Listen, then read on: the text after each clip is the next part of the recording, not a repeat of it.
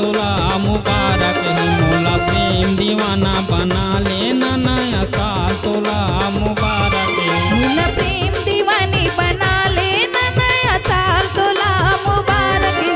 मोला प्रेम दीवानी बना लेना नया साल तोला मुबारक है। मौज मस्ती के साथ मनाना है, मौज मस्ती के साथ मनाना है। अरे मौसम गजब सुहाना है।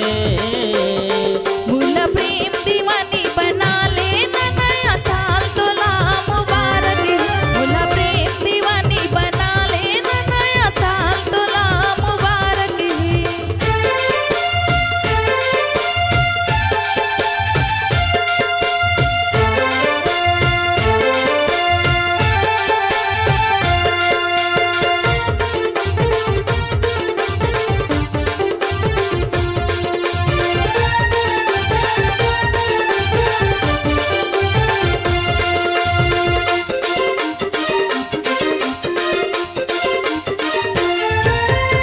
मोर दीवानी हैप्पी न्यू ईयर। मोर माया के आलेना फूल तसुगा 24 घंटा करथा तोर इंतजार। और बड़ माया तोला करथा वो प्यार।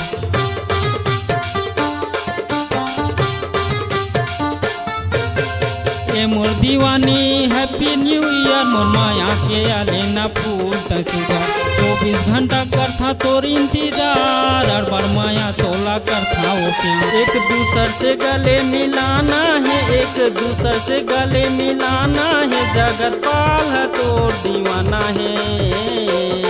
मोला प्रेम दीवानी बना लेना नया साल तोला मुबारक है।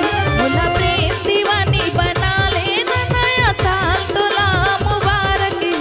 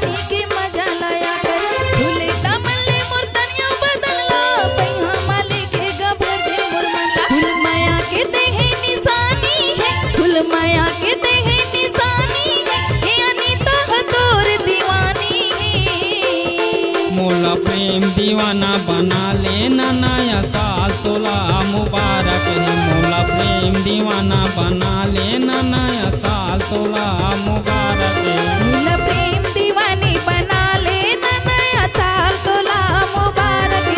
मोला प्रेम दीवानी बना लेना नया साल तोला मुबारक है। नया साल तोला मुबारक है। नया साल तोला मुबारक है। नया साल तोला मुबारक है। नया साल तोला मुबारक है। C-Log Digital Recording Studio, Cordoba. Contact number 99071192115.